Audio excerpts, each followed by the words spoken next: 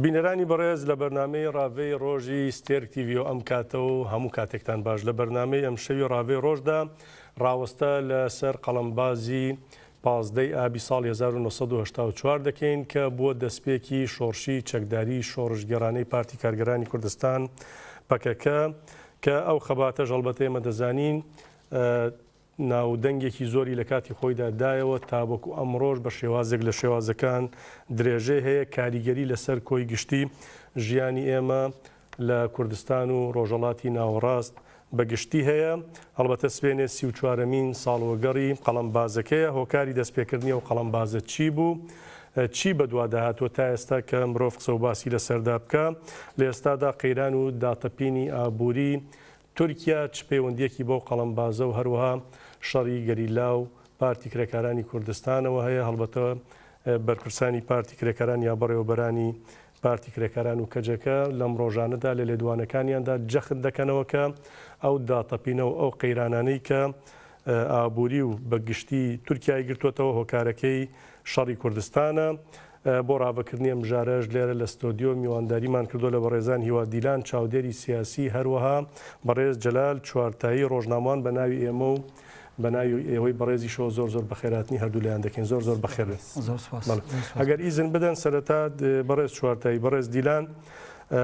وەک یادێک لە شەهید وداد حسێن ڕۆژنامەوان هاوکارمان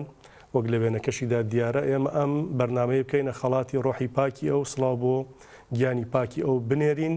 و بە بەکوژانیشی بڵین وەکو چۆن ئەو پەنجەکانی بەرز کردوێتەوە ئێمەش پەنجەکانمان بەرز دەکەینەوە خاوەنداری لەو دەکەین درێژە بە ڕێبازەکەی دەدەین پێی دەڵێن ئەو پەنجانەی وەداد کەشکانتان ئێمە دەبینە پەنجەی ئەو ڕێگە نادەین ئەو ڕێبازەی ئەو کوێر بێتەوە ڕۆحی شاد بێ. هەڵبەتە ئەمڕۆژ ساڵیادی دووەمین ساڵیادی ئازادکردنی من بجە ئەویش پیرۆز بێ بەڵام لەسەر ودا دەگەر پەیامێکتانە بێ کاگیوە لە بەڕێستان سەرەتا فەرمو. زۆر سپاس بۆ دەرفەتە. بڕاستی بێگومان شەیدبوونی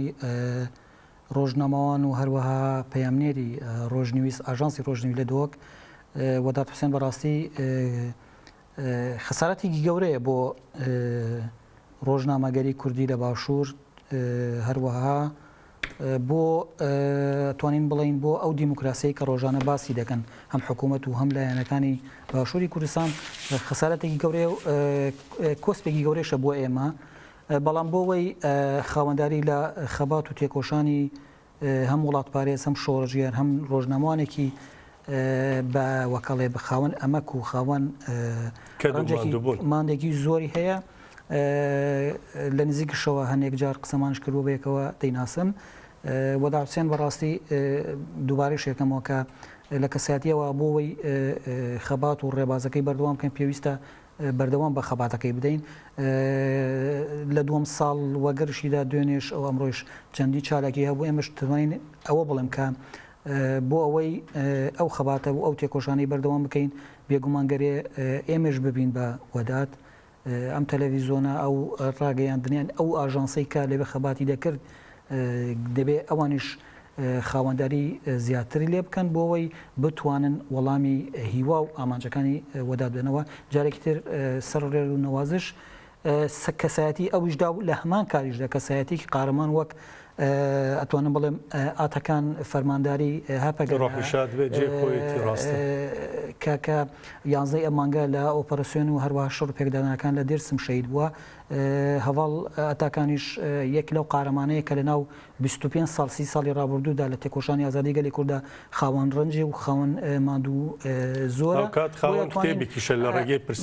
ئەتوانین بڵین کە ئەو خەباتەی کە لە پێناویدا شەهید بووە یەکتری تەواوکە هەموو هیویداد و ئەم ئایتەکان ئەو ڕێبازەی شەکە کە ئەمڕۆ ئێمە باسیەکەین لە مژاری ئەمڕۆدا. دووبارە ڕێز و نەوازش بۆ هەردوو شەیدا دەوێنم. ڕۆحی هەردووکیان شاد بێ. کاک جەلال بەڕێزت قسەت لەسەر وەداد چییە؟ لە سەرەتادا سڵاو و ڕێز و حورمەت درود بۆ گیانی پاکی شەهید وداد و هەموو شەهیدانی چاپەمەنی ئازاد و هەموو شەهیدانی ئازادی کوردستانیش. لە ڕاستیدا من تەنها ئەو ناتوانم بڵێم ویداد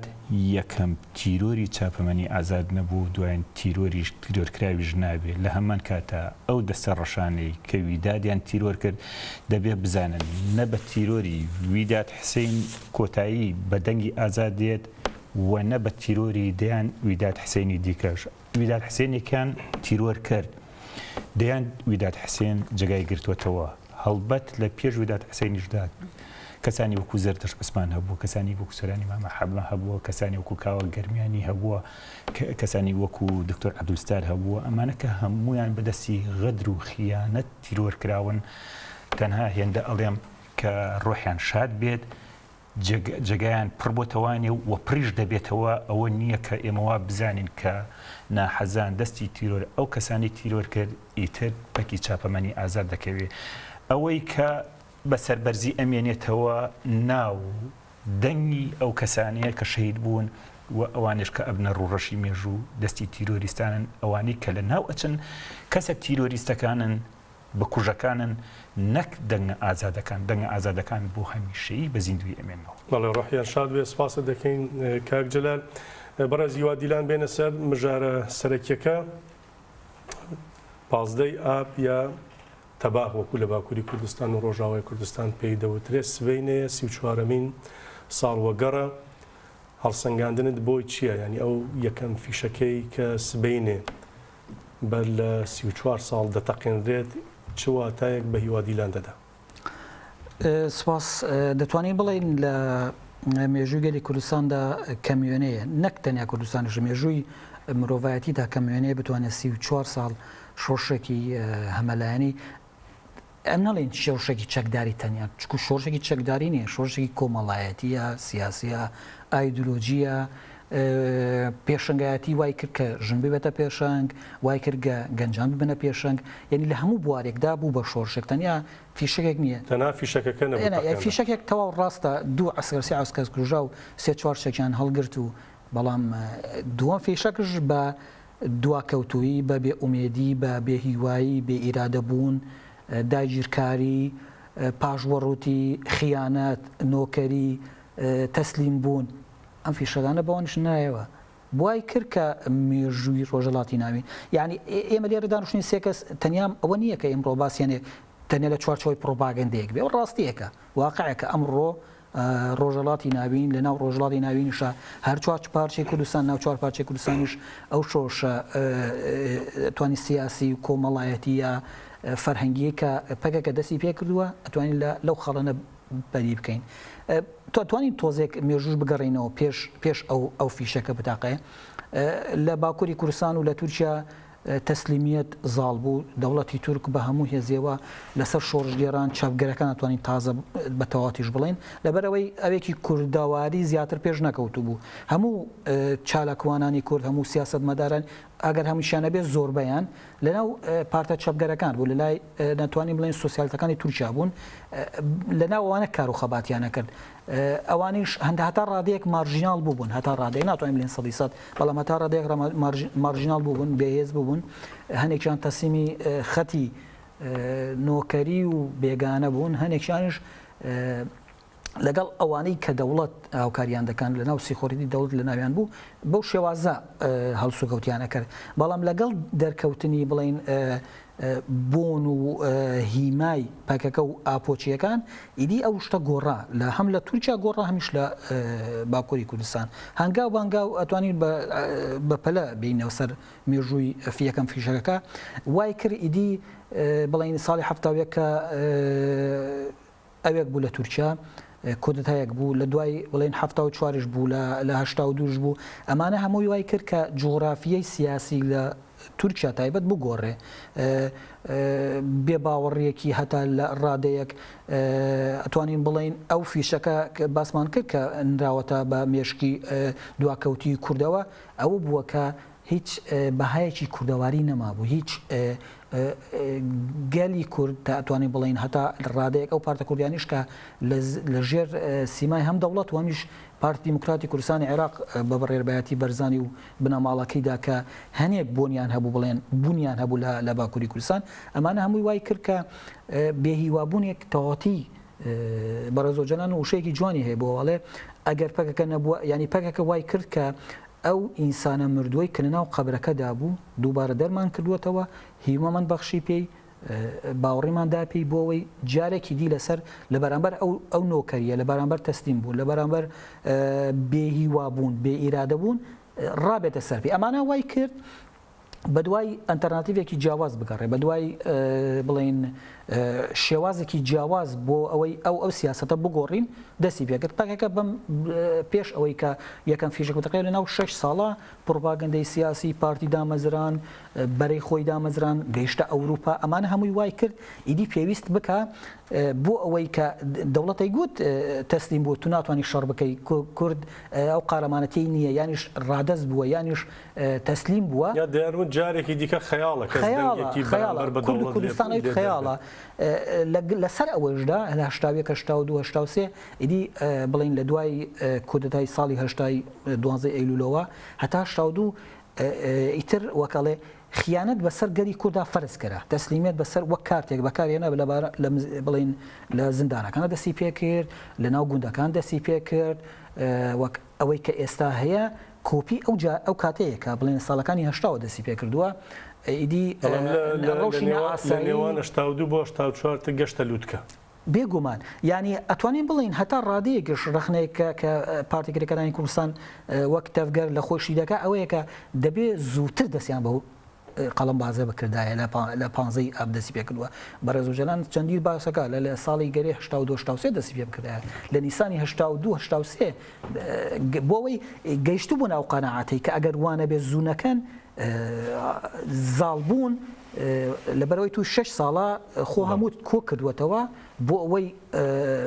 هێز بدەیتە گەلەکەت باوەڕی بدەیتە ئەو کەسانی کە لەگەڵتایە کە تە توانی شەڕ بکەی لە بەرامبەر دەوڵەتێکی زەبەلاحی کە ئەندامی ناتۆی وەک تورکیا تۆ توانیەوە بکەیت بۆیە لە ساڵی 1970 ئەم فیشەکە نراوە وتمان تەنیا چوارچەوەی ئەوەش نییە لە نقطەیەکدا بێ لە شاری سێرت نەخێر بە پیلان ئەو شوێنە هەڵبژێراوە یەک شوێنێکی استراتیژی هەر چوار پارچەی کوردستانە دەوڵەتانی داگیرکەری کوردستان هەر چوار لایەن ئومێد و بڵین باوەڕیان لەوە بوو دابوو کە دەتوانن لەوێ کورد بپەرچەکەنەوە تەسفیە بکەن لە ناو ببن پاکتاوی بکەن گەلی کورد بە تەواوەتی لە ناو ببن بەڵام گەلی پەکەکە و بەڕێبەراتی بەڕێز ئۆجەلان یاخود بە فەرماندەی هەواڵ عەگید و هەواڵانی دیکە وای کرد ئەو فیشەکەن نرا بە هەموو شتێکەوە دەنگی دایە و دەنگێکی دایەوە ئیدی تۆ ناتوانین وتم ینی ئەگەر بمانە پێناسەیەکی بەو شێوە بکەین دەتوانین هەر ڕۆژێکی لەو 34 ساڵە دابشین تۆ ڕۆمانێکی لەسەرا دروست بکەیت لەبەرەوەی ئەو دەستکاوتانەی ئەمڕۆ هەیە هەمووی بەرهەم و ئەتوانین بڵین خەباتی ئەو فیشەکەی کەنرا بە دواکەوتوی مێشکی کورد کە دەتوانێت ئیدی ژن ڕێبەراتی بکە بە ئەوەی کە گەلی کورد بەبێ دەوڵەت بوون دەتوانێت خۆی پێش بخە بە پارتی بوون دەتوانێت خۆی ڕێخستن بکە بۆ کەسانی کە باوەڕیان بە گەنج نەکرد گەنج و دووبارە بەڕێخستن بکەی ژنان بەڕێخستن بکەی هەموو کۆمەلگا ڕێخستن بکەیت بۆ بگەیت بۆ ئاماجی کە هەتا بۆیە لەناو ئەم 34 ساڵەدا زۆر شت کراوە دەتوانین پێناسەیەکی بۆ دوا بکەم یعنی تەنیا ئەوەیە 15 تەباغ یان 15 ئاب بەڕاستی باوەڕی و ئیرادەیەکی دروست کرد کە ئیدی کورد ئەوە نییە کە ئیلا تەسلیم ببێ کورد ئەوە نییە تەنیا ئەوەیە کە وجودی هەیە کە لەناو چوار بڵین پارچە دابش کراوە دەتوانێت داوای مافەکانی خۆی بکە ئەو ئایدۆلۆژیا و ئەو پرەنسیب و تایبەتمانەی کە بەڕێز ئۆجەلان لەناو 45 ساڵ ڕابردوودا و لەگەڵ خەباتی چەکداری تێکۆشانی ئازادی لە 1970 دەستی پێ کردووە ئەمڕۆ بەرهەمەکەی دەبینین لە ڕۆژاوای کوردستان هەیە لە باشووری کوردستانیش ئێمە خۆمان هەڵ نەکەین لە باشووری کوردستان ئەو دەستکەوتانە هەیە هەمووی بەسایە و ڕەنجی ئەگەر سەدی گەریلا و کاریگەری زۆری لەسەرە ئەلبەتە سەرنجڕاکێشە لەو کاتێک کە گەریلا دەست بە شۆڕش و خەباتی چەکداری بەرفراوان لە باکووری کوردستان دەکات لە باشووری کوردستان ئەنفالێ دوایی هەڵەبجە دەبێت دوایی شۆڕشیش کب دەکرێت لە ڕۆژهەڵاتی کوردستانی بێگومان ینی وا دەکا کە من گوتم ینی ینی شتی عجیبەکانی ئەم شۆڕشە شتە عجیبەکان هەنێک وشەی عجیب تەنیا بۆ من مەسلێکی نەگەتیڤ بەکارهێنێ جا من بۆ مەسلەی ئۆبجکتیڤ یان شتی باش یان شتی پێشکەوتوش بەکاردێنم شتە عجیبەکانی ئەم شۆڕشە ئەم شۆڕشە کۆمەڵایەتی ئایدۆلۆژی سیاسی ئابووری کە لە ڕۆژهەڵاتی ناوین بە ڕێبەراتی پێکەکە و بەرە زۆجلان دەسی پێکردووە ئەوەیە کە وای لە کوردی کرد بە دوو پێشنیاری خستە پێشی یان ئەوە تا تو هەوڵ بدەی خۆت پێش بخەی لەگەڵ شۆڕشابی شەرت نییە تو پەکەکەبی مشکلە نییە تو کورد بەبەسە یانیش تۆ گەرێ وەک ئەو ئینسانە کۆنەی پێش ئەو فیشەکە نراوە بە سەریەوە لە 84 بێت و هەرەوە ئەو ئینسانە بەردەوام ئەوە قبول بکەی هەنێک دەچوینە گوندەکانی لای شناخ کە بڵێن لەگەڵ ئەو گوندیانە قسەمانەکە دەیان گوت لە ساڵەکانی هەفتا باسی هەفتایانە کرد دەگوت ژن 7 متر 6 متریان 10 متر لە پێشی پیاو دەڕۆیشت بەڵام پەکەکە وای لێمان کرد ئێستا ژن کەوتۆتە پێشی پیاوە ئەوە خۆی بە شۆڕشێکە شۆڕش کۆمەڵایەتەکەیت ڕاستە باشمە لای کاک جەلال سواس دەکەم بەڕێزی وادیلان کاک جەلال هەواڵی وادیلان زۆر ئاماژەی بە زۆر لایەنی تەقاندنی ئەو فیشەکەدا ینی لە بارودۆخێکە تەقێندرا نەک تەنها لە کوردستان کورد ئیتر مەترسی تەواو سڕینەوەی لەسەر بوو ئیرادەی نەمابوو بە هیواکرابوو لە تورکیاشدا لە دوای کودەتا فاشستەکەی تورکیا ئیدی هێز و لەنگەلێکی شۆڕژگێر و چەق و دیموکراتی خواست بە گشتی کۆمەڵگەی ئێوێش بە هیواکرابوو ینی لەم کات و ساتەدا دەستبردننی پەکەکە بۆ ڕێبازێکی وهای خەبات پێ وایە دەبێت چۆن هەڵسەنگاندنی بۆ بکرێەوە پێش دوایە چەند کاریگەری لەوە هەبوو کە بێژگە لە باکووری کوردستان کۆمەڵگەی تورکیا ژیوا پێ بەخشێتەوە ئەلبەتە ئەگەر ئێمە باز لە کاریگەرەکانی ئەو شۆڕشە بکەین و باز لە کردوێتە سەر کۆمەڵگای کورد بەگشتی و ڕۆژهەڵاتی ناوەڕاست و تورکیاش بە شێوەیەکی گشتی لە ڕاستیدا هەڵسەنگانەکان بە بەرنامە و دوو بەرنامەتەنە بە کتێب و دوو کتێبیش تەواو نابێ هێندە زۆرە چونکە لە کاتێکە ئەوە دەسی پێ کرد یەکەم بۆ ماوەی دەیان ساڵ بوو میلەتێک بە هەموو جۆرێک نکۆڵی لێ دەکرا ئەو میلەتە خۆشی گەشت بووە ئەو قەناعەتە کە بوونی نییە واتە ئەو میلەتە وای لە هات بخۆی شانازی بۆ دەکرد کە پێی بوتێ تورک بەڵام تورکەکان ئەویان قبول نەئەکرد ترسێکی وها کەوتبووە دڵی ئەو میلەتەوەیانەوتن تورکی چیایی نەکەر ئەوە هەر زۆر کەلیمە و زۆر قسەی ناشیرینیشیان دووە ئەخستن و کە ئەوەش یعنی ئەوەشیان قبول کردبوو بەجار پێیان دەوتن کلکتان بڵێ من نەویست باسیەوە بکەم بێ بوترێ بۆ مێژوو بۆەوەی ئێستا بزانێت ئەڵێ تەنانەت هەندێک لە کوردەکان گومانیان هەبوو لەوەی کە کلکیانێ سەیری پاشەوەی خۆیان دەکرایە بزانن ڕاستەیان نە بەڵێ هەر کاتی ئەگەر بۆ یەک جار کەلیمەی کورد بەکارباتە ئەو کوردی کلکدار دەنا وشەی کوردیش مەمنوع بوو قەدەغە بوو لە وڵاتەدا بە جۆرێ ئەم ترسە کەڵەکە بوو کە میلەت بە هیچ شێوەیەک خاوەنداری لە خۆی ناکرد تەواو و داڕما بوو تەواو هیوای خۆی لە دەزابوو لە هەمان کاتە خاڵێکی دیکەش هەیە کە ئێمە لە بەرچاومان ون نەبێ ئەویش کودەتای 12 ئەیلولی فاشی بوو کە بە ماوەیەکی زۆر کەم لە 15 ئابی 84 ڕوویدا واتە هەمووی 2 ساڵ بەر لەوە کە ڕوویدا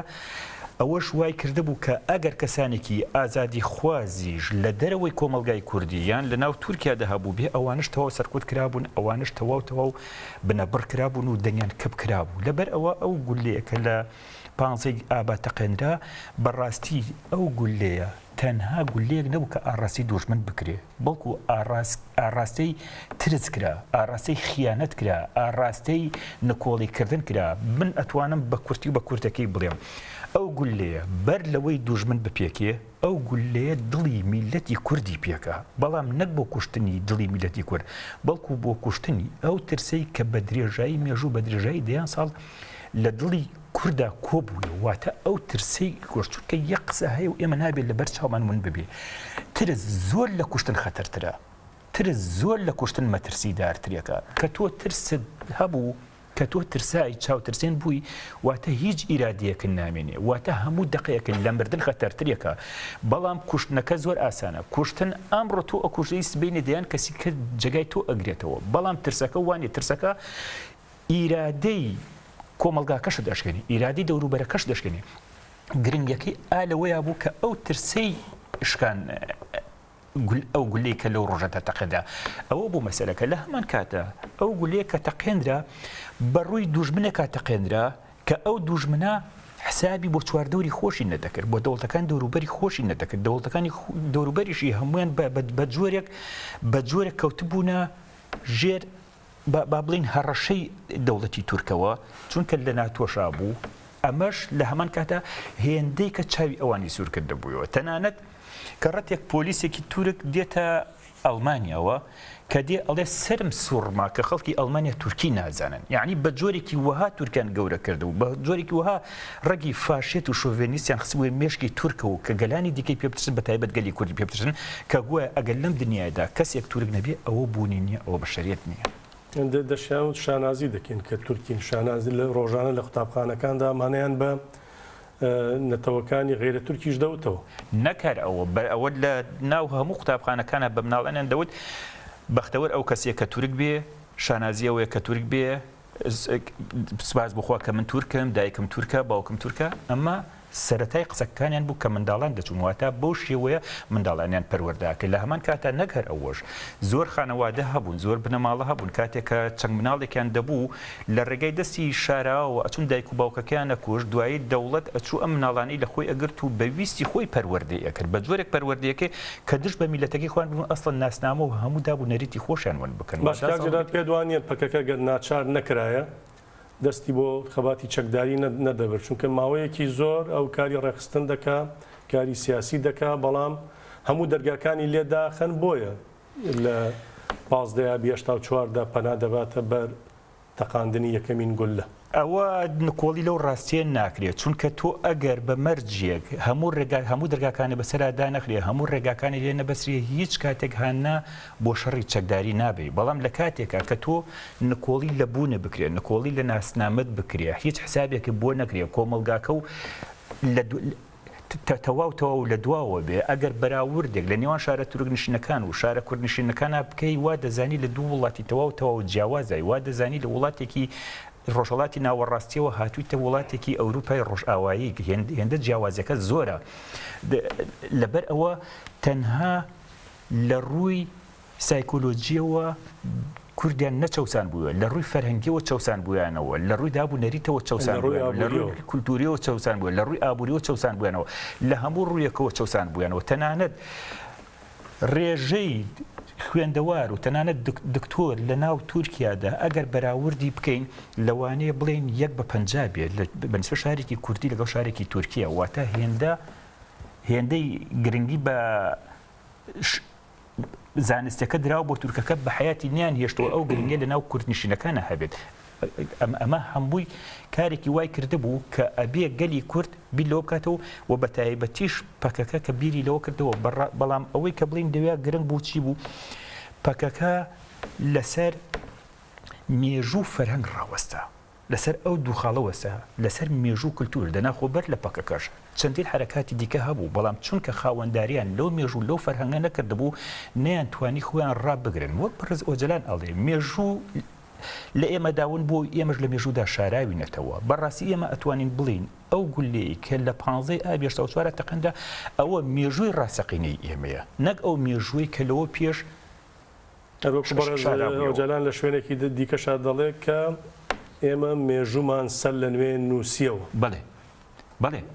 بەڕاستی واتە مێژوو ئەو مێژووی کە ئێمە هەمان بووە ئەو مێژوویە کە لەوێەوە دەست پێ ئەکا واتە سەرچاوی مێژوەکەمان بەو شێوەیە نەک ئەوەی کە لە ڕابردووە بە هەموو شێوەیەک هەڵی شێواندنی درراوە باشە بەڕێزی وا دیلان لە بەرنمەیەکی تایبەتدا بەڕێز مراد کەرەیلان ئاماژەی بە شتێکی گرنگدا و دەڵێ ڕاستە هەواڵ ئاگید و چەند هەواڵێکی دەستەیەکی بچووکی بشکۆلانەی کەم بوون بەڵام خاوەنی هێز ئیرادە باوەڕی ڕێباز و ئامانجێکی گەورە بوون چی وا دەکا کە ئەم چەند کەسە بە فەرماندەی عەگید ببنە خاوەنی ئەم ئیرادە گەورەیە ئەم ئامانجە ئەو دووربینی ئەو ڕێبازەکە دەیانەوێت پێی بگەن لە کاتێک و سەختی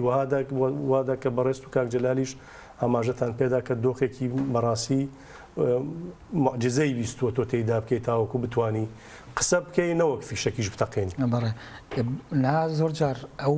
بابەتەی تایبەت توانێ بڵێ یان پەکەکە مێژووی پێکەکە قەڵەمبازی پانزەی تەواق دەکەوێتە بەرچاوم هەندێک جاریش پرسیەوەم بۆ دێت ئەی باشە ئێستا ڕۆژگاری ئەمڕۆ کورد و کوردستان ڕۆژەڵەتی ناوینەگەر پەکەنەوە ئێمە چیمان بکردایە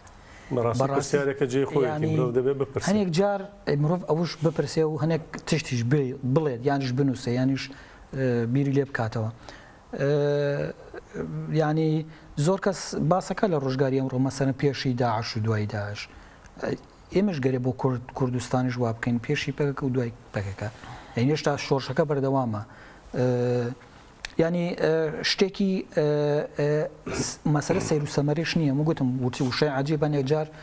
بە شێوە باشەکەی مرۆڤ بەکاری بێنێ خراپ نینە. ینی ئەو شتانی کە لە عقلی ئینسان ینی لە عقلی ڕێخستن لە عقلی مرۆڤایەتی لە عقلی تەفگەرێکی چیناتایە ینی پەکەکە لەواکە دەڵێ ئەفراندن خۆڵقاندن ینی دروستی دەکرد. مەسەرەن لە شەهیدبوونی هەواڵ حەقی بەڕێزۆجەلان لە مێژوو نووسراوە کە پەکەکەیان دامەزران بۆ ئەوەی بڵین لە بەرخودان بۆ ئەوەی لە زینداندا کە ڕژیمی تورک بە هەموو فاشیستی بە هەموو درڕندایەتی خۆی دەچووە سەر ئەندامانی پەکەکە بۆی خەتی تەسلیمیات بەسەریان زاڵ بکە لە بەریانشدا بەرخودان مانگرتن هەبوو چالەکی هەواڵ مەزلوم هەیە بەدەیان چالەکی دیکە هەیە لە بەرامبەر ئەوەی کە تەسلیمیەتیان لەسەر گەلی کورد فەرز کردبوو فیشەکی یەکەم لە 84 دقیقە بە 15 گەریلاوە ینی ئەمانە بوو لە کاتێکدا هەتا ڕادەیەک گەل هەمووی ڕێکخراو نەکرابوو لە ساڵی 89 لە میردینەوە دەست بە ڕاپەنین شۆڕژگەری لە باکووری کوردستان کرا لەلایەکەوە کە هێشتا ئامادەکاری بۆ شۆڕشێکی کۆمەڵایەتی سەرانسەری باکوور ئامادەنیە لە ساڵی 92 لە نەورۆزدا لە جەزیرە و لە بۆتان دەست بە شۆڕشێکی ئیدی گەیشتە ئەو ڕادەی کە پارچەکانی کوردستانیش بگرێتەوە باشووریش بە ئامان شێوە بوو یعنی ئەمانە وا دەکا توانین بڵین ئەو قسانەی یانش ئەو پرسیارەی تۆ لەگەڵیا تێکەڵ بکەم بەو شێوازەیە کە وەڵامەکەم کە بێگومان تەنیا باسمان لەوە کرد لە سەردای بەنامایشکە تەنیا ئەوە فیشەیەک نەبوو یانش تەنیا بە سوودوانی بەبێ پلان ئەرۆ شەمزینانیان دەستنیشان نەکردووە تەنیا ئەوە نییە کە بەدەیان گەلی کورد بەدەست بەدەیان بڵین کێشە و گرفتەوە دەیناڵان لە ئابوووریەکەەوە کاجلایش باسی کرد بگرە هەتا سیاسەکە بگرە هەتا فەرهەنگیەکە بگرە هەتا نازانم ئەوانەکانی بوارەکانی دیکە ئەمانە هەمووی وای کرد ئیدی بە دوای ئەلتەرناتیڤێک بگەڕێ کە ئەو باوەڕێی کە ڕووخاوە بڵین ئەو بێباوڕێ کە زاڵ بۆ بەسەر گەلا یانیش ئەو خیانەتی کە لە زیندانەوە گەرێکیان و فەرزی بکەن لەسەر تەفگەر و لەگەڵ لەسەر شۆڕشەکە لە بەرامبەر ئەو گەرێ شتێکی جیاواز بکرێت شتە جیاوازەکە چی بوو من گوتم یعنی ساڵی 1983 دەست بە پلانەکە کراوە لە کۆنگرەی دووەمەوە دەست بەوە کراوە یانیش پلاندراوە دانراوە کە دەبێ ئیدی تۆ کارتێکت هەبێ کارتی تۆ چییە تەنیا مەسەلە سیاسی و ئابووری و فەرەنگەکان نییە لە ناو شار پێویستەکە دوو هێزی خۆت هێزی پاراستنی جەوەری سبەینێ هێرش بکەنە سەرگەلەکات سەر کۆمەلگاکە سەر ئەو کەسانی کە تو ڕێخستنت کردوون چۆنی وەڵام بدەیتەوە باشترین دەرفەت باشترین ڕێگا ئەوە بووکە کە تۆ دەست بەوەی بۆ چەکەکەیش لە ئەتوانین بڵین کە بڵین هەواڵانیش باسیەکەن ینی هەواڵانی مێژووی پەکەکە بە ساڵانە کە ئێوەش ئەو مێژوو دەخوێنەوە بینیوتانە یانیش لە نزیکەوە ئاشناین ئەوەیە کە زۆربەی ئەو نێرینە یانیش هەڵسەنگاردنەکەی لەسەر ئەو مەسەلەیە کە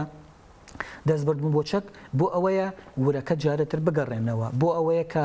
ئەو باوەڕێی کە وندا بۆ بیگەڕێنەوە ئەو هیوایی کە وندا بۆ بن ئاخ کراوە بن خۆڵ کراوە کە بە ساڵان چەمەندۆیان لەسەری ینی نزیکەی مرۆڤ دەتوانێت بڵێ نیو سەدە 46 ساڵی پێ دەچێت لە کۆمەڵکوژی دەسیمەوە دەستی پێ کرد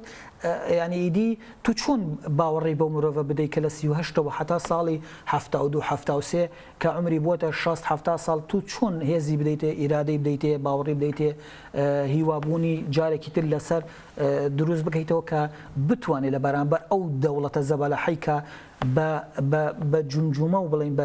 هەستەکانی دەرسم و گەلی زیلان تەپەیەکی 10 مەتری و 15 مەتری لە هەست و بروسکی ئەو کەسانە دروست کرده بوو. ئەمانە چۆن بڕوخێنی تەنیا ئەوە بوو بە فیشەکە بێ بۆ ئەڵێن کە ئەو فیشەکە بە سنگی دوشمن و شراوە بە سنگی ئەو کوردش نراوە کە بۆیە پەکەکەش ناوی لێناوە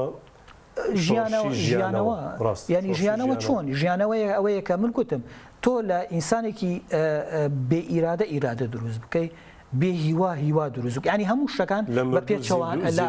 ینی هەموو شتەکان پێچەوانە بۆ یا لە موشەی عجیب بەڕاستی شۆڕشێکی هەمالایەنە عجیبە لە ڕۆژ موجزە ینی ئەوەی کە نەبێت دروستی کردو کە ئینسان تەوەقعی ناکە بە ئەو دەیافرێنێ زۆر کەمە ئەو شەی ئافراندن خوڵقاندن زۆر کەمە لە ناو شۆڕشەکاندا زۆر کەمە لەبەرەوەی زۆربەی شۆڕشەکانە جیانە ئەو کتابە هەیە مێژوو هەیە و ئینتەرنێت هەیە و هەموو شتێک لەبەر چاوە بۆ خوێنەوە هەموو شۆڕەکان ئەگەر یەک دووە سێنێکی لە دەرکە بە پەنجەی دەست دەژیمێنێ ئەوانەی دیکە هەمووی دەوڵەتەکانی دیکە هاوکارین کردوون بەس بە چەک بێ بە پارە بێ بە پشتیوانی بێ بەڵام پەکەکە بە تەنیا ئەو بۆڕیەی کە بڵین سەرچاوەکەی گرتوۆتە ئەو گەلەیەتی کە سەرۆگۆجەلانی ژاماژەی پێداوە جارێکیان کە یەکێک لە سەرکردەکانی باشوور چوونەتە لای بە ڕێزۆجەلانی و تۆ کێ پشتیوانتانە وشت گەل و توێتی دەسەر ناکەون نەبێت دەوڵەتێک پشتیوانتان ینی ئەمانە وای کرد لەو کەسانەوە کە خۆیانش باوەڕیان بە کوردایەتی نەبوو بەڵام کە کاتی خۆیان پەروەردە کرد لەسەر تێزەکانی بەڕێزۆجەلان ئەو نەتەوانی کە چەوساونەتەوە ئەو کەسانی کە لەناو کۆمەلگای کوردی تورکیا ببڕن لەناو چوونە وەکەڵێ تاوانەتەوە بەدەیان نەتەوە نەماوە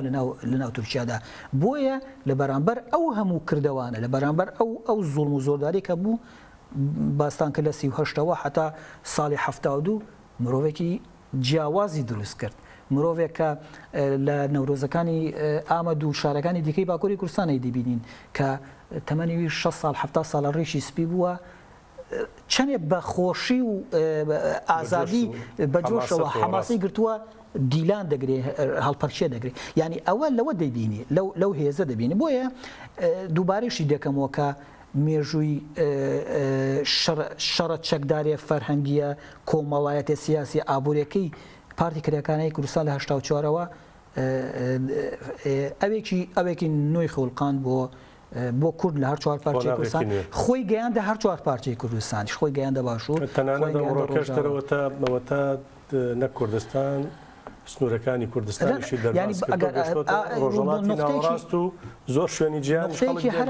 ئەوەیە من گوتم ئەگەر بەهاتە ئەو کۆنگریان یانیش ئەو فیشەکە لە ئامەد بووە یانش لە تەنیا بڵین لە شوێنێکی دیکە بووە بەڵام لە شوێنێک تەقانیان کە یەک باوەڕی بە سنوورەکان نییە دوو باوەڕی بە خیانەت نییە سێ باوەڕی بە کۆیلۆ کۆیلەداری و بڵین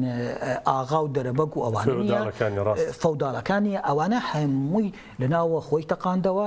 وەک چالاکێکی هەوڵ زیلان وەک چالاکیەکەی هەواڵە بێریتان ئەمانە هەمووی تەنیا خۆفڕەدادن لە شاخێکەوە نییە تەنیا تەقاندنەوە لەناو وەکەڵێ مەراسیمی سەربازی لە دێرسم نییە لەگەڵ یا کۆمەڵێک تەقینەوەی جیاواز بە شوێن خۆی دادێنێ زۆر باشە کاک جەلال بەڕێزی واماژەی بە شتێکی گرنگدا ئەگەر پەکەکە سەری هەڵنەدایە بەڕاستی مرۆڤ تەوەقعی چیە کرد بەڵام بە کورتی لەبەرەوەی کە مژارێکی بە کورتی ژاماژەی پێ بدەین مەسەلەی ئەو قەیرانە ئابوووریانەی کە ئێستا تورکیا تێداوی ژاماژەی پێ بدەین چەندە کاریگەری شەڕ و گەریلای لەسەر بەڕاستی ئەگەر بنەڵێم ئەگەر پەکەکە سەری هەڵنەیە نەڕاستی دوژمنمان ئەناسی و نەڕاستی خۆشمانمان ئەناسی نەڕاستی دوژمنمان بۆ دەرەکەوت چییە نەڕاستی گەلی کوردستان بۆ دەرەکەوت چییە بەڕەسەن ئاماژتان بە خاڵێکی زۆر گرنگ کرد کەوتان سەرکردێک دەچێت لای بەڕێز ئۆجەلان ئەڵێت ئەگەر پشتان بە دەوڵەتێکەوە نەبێتەوەتە ئێوە فەشەلنی هەڵبەتە ئەو سەرکردەیە ڕەحمەتی جەلال تاڵەبانی بوو کە ئەڵێت من هەموو حیزب و ڕێکخراو کوردەکان ئەزانم ئەناسم تیانە نییە ئەگەر پەیوەندی بە دەوڵەت و دوو دەوڵەتەوە نەبێ بەڵام تەنها هێزیە کە تا ئێستا بۆم ڕوون نەبووتەوە بۆم ڕوون بووتەوە کە پەیوەندی بە هیچ دەوڵەتێکەوە نییە و نازانم پەیوەندی بەش کێوەیە پاکەکەیە لەبەر ئەوە لێرەوە ئێمە ئەبینین کە پاکەکە لەسەر حقیانەتی حقیقەتێک ڕاوەستا ئەو حقیقەتەش هێزی پێبەخشی ئەو حقیقەتەش ڕاستینەی میلەتی کورد بوو لەو حقیقەتەوە هەم ڕاستی دوژمنی بۆ دەرکەوت هەم ڕاستی میلەتی کوردیشی بۆ دەرکەوت کە ئەڵێ میلەتی کورد مەبەسم لە میلەتی چەساوە نیە مەبەسم لەو هێزانەیە کە ساڵەهای ساڵ بوو لەناو کووردا بە جۆرە لە جۆرەکان هەوڵیان هەبوو ئیتر ئایا ئەو هەوڵیان چەندە لە جێگای خۆیان بوو بێ ئەوە شتێکی دیکەیە ئێمە ئەبینین نەدوژمنەکەمان ئەوە بووە کە لایەنەکانی دیکە بۆ جۆرە لی ترسا بوون کە لە بەرامبەر ئەوە هانا برن بۆ چەند داگیرکەرێکی دیکەیان بۆ چەند دەوڵەتێکی دیکە کە ئەو دەوڵەتانەش هەمووی ئاشکرایە کە داگیرکەرانی کوردستانن نەمیلەتی کوردیش ئەو لاوازە بووە ئەگەر تۆ هیچ بڕۆیەکە پێی نەبێت و لە لاوازی میلەتە لە بێ باوەڕیتەوە هانا بۆ داگیرکەرێکی دیکە بەریت لێرەدا ئێمە بۆمان دەرەکەوێت چونکە پەکەکە لەسەر ئەو حقیقەتە لەسەر ئەو ڕاستیە لەسەر ئەو مێژوە ڕاستیە دامەزرا ئەبینین لە کاتێکە ئەوە بوو بە 20 ساڵ وات 90 ساڵ تێپەڕکردو هێندێنەوە بۆ 20 ساڵ کە کەسایەتێکی وەکو بەڕێز ئۆجەلان کە خاوەن فکر و ڕامانێکە و ئەتوانین بڵێن ستراتیژیەت و ئایدۆلۆژیای پەکەکەش لە فەلسەفە و ڕامانی بەڕێز ئۆجەلانەوە سەرچاوی گرتووە لە زیندانەیە بەڵام ئەم حرەکەتە ناڵم کاریگەری نەبووە یا تێنەکراوە بۆ بەگرتنی بەڕێز ئۆجەلان بەڵام نابینین بەرەو دواوە هاتی بێتەوە هەمیشە بەرەو پێشەوە چووە بەڵام هەر لایەنێکی دیکە ببینیت لە هەر پارچێکی دیکەی کوردستان بە تێکڕایی بڵین بۆ بژێری بکەن هەر بە تێکڕایی کاتێک سەرکردەکەیان دووچاری نەخۆشیەک شتێک سەرگەشەیەک مردنیەک شتێکە پێ تەمەشاکەی حرەکەتەکەش وەکو بەفر ئەتوێتەوە نامێنێ باشترین نمونە هێزێکی وەکو یەکێتی نیشتیمانی کوردستان لە کاتێکە خۆ دووچاری تێکشکانیش نەبووە بەڵام دەبینیت کاتێک بەڕێز مام جەلال کۆچی دوایی ئەکات سەرگەردان ئەبێنێت تەمەشاکی پاشاگەردانیەکە کەس لە کەسە ئەمە ئەنجامی ئەوەیە کە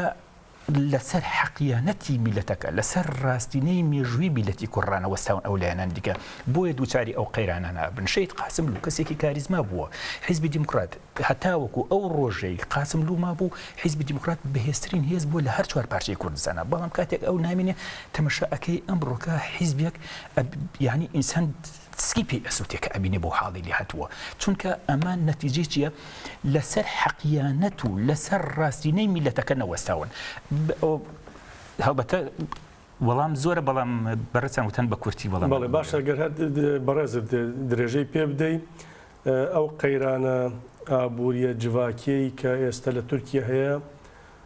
تا چەندە بەڕێزت پێ دوایە هۆکارەکەی بۆ گەریلا و درێژەدانی ئەم قەڵەمبازەی 15 ئاب دەگەڕێتەوە ئەلبەتە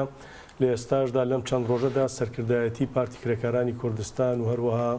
کەجەکەش بە ئاشکرایی ئەوە دەڵێن ئەمەی تورکیا تێکەوتووە هۆکارەکەی ئەو گورز لێدانەیە کە گەریلا لێیانەدا ئەو شەڕەیەکە لە کوردستان بەڕێوەی دەبێت من لە 100% بڕام بەوە هەیە کە ئەو قەیرانی کە کەوتوتە تورکیا دەرەنجامە بەڵێ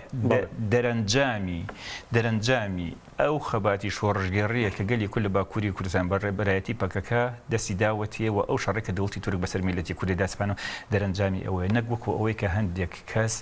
بەبێ ئاگایانە شرۆڤێ وای بۆ دەکەن کە گوایە ئەمە پەیوەندی بە کێشەی نێوان ئەمریکا و تورکیاوە هەیە لە ڕاستەکەی ئەوە نییە بەڵکو هەموو ئەو قەیرانانە ئەنجامی ئەو شەڕەدا سەپاوی دەوڵەتی تورکە بەسەر میلەتی کورداوە ئەنجامی ئەو بەرخۆدانی گەلی کورد و هێزی پاراستنیە گەلا کە لە بەرامبەردا گیرکەردا دێکا چونکە ئێمە دەبینین بە وڵاتی قەتەر کە خاوەن ئابوووریەکی زۆر بەهێزە کە باشووری کوردستان خاوەن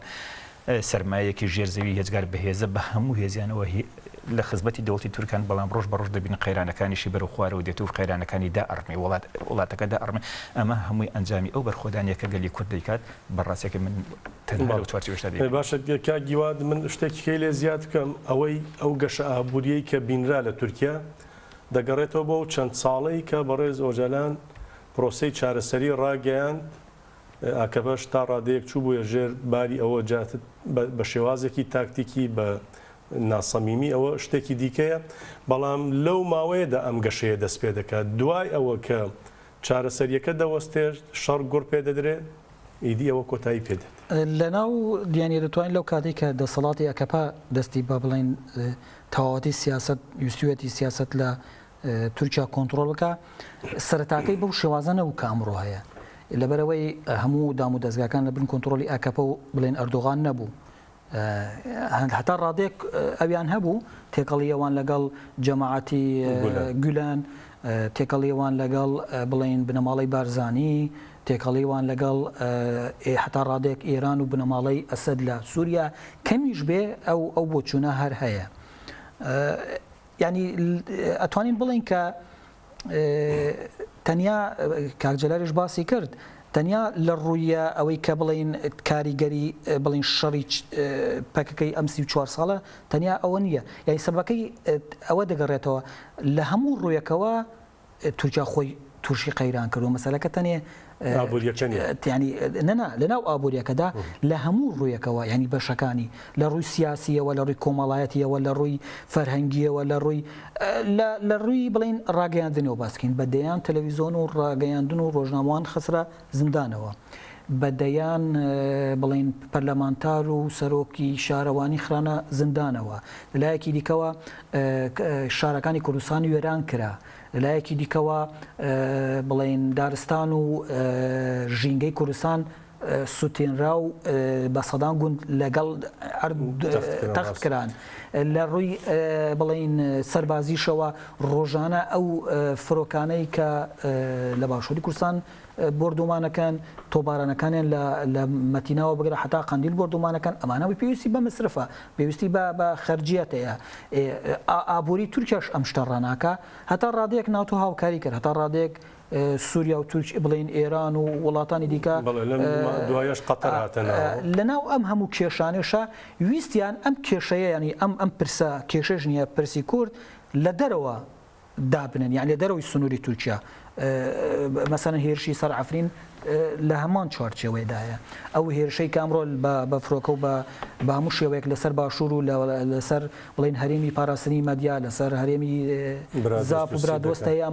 ئەمانە هەمووی لەو چوارچێوەیەدا کە کێشەکانم لە دەرەوە چارەسەر باشتر دەبێت بەڵام تو کێشەکەت لە ناو خۆتایە بەڵام لە دەریای ڕەش چالاکی بێگومان ئەمانە هەموو پێدا ئەو هەواڵە لە دەرسیم لە قوڵایی خاکی باکووری کوردستاندا شەهید بوو بێگومان یاری ئەمانە هەمووی واکە یعنی تەنیا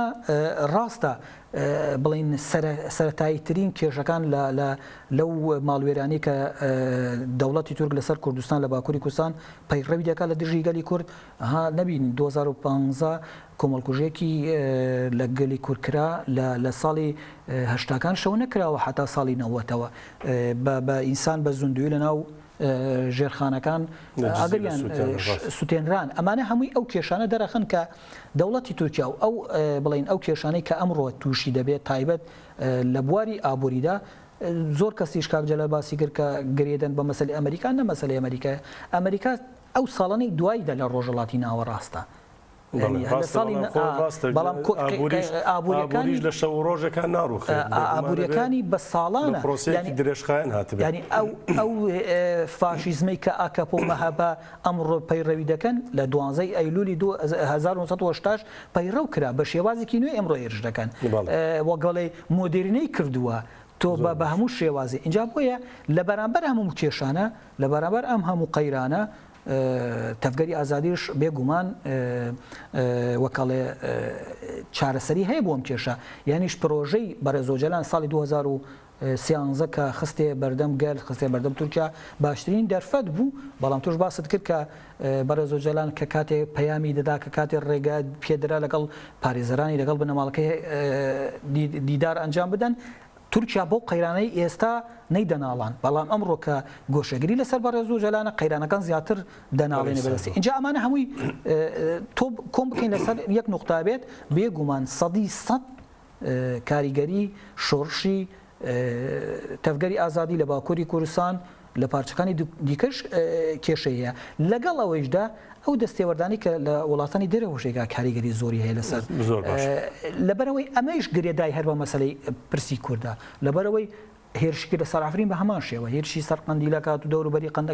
قەندیلەکە دامان ڕاست باشە کاک جەلال لە یەک خولەکدا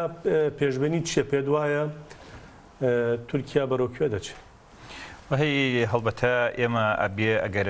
پێشبینەکەوەی ئەبی ئێمە تەنها بگەڕێنەوە بۆ پێشەوەن کەمێک بگەڕێنەوە دواوە ئەبینین ئەو گولێک لە 15 ئابە تقریبا لە ناوچەیەکی زۆر بچووک و چەند کەسانێک ئەنجامێندا بەڵام ئەمڕۆکە هەر ئەو هێزە ئەو چەند کەسانە بوونەتە بلیۆنان کەس و ئەو هێزەش بە هەموو ڕۆژهەڵاتی ناوەڕاست گەشەی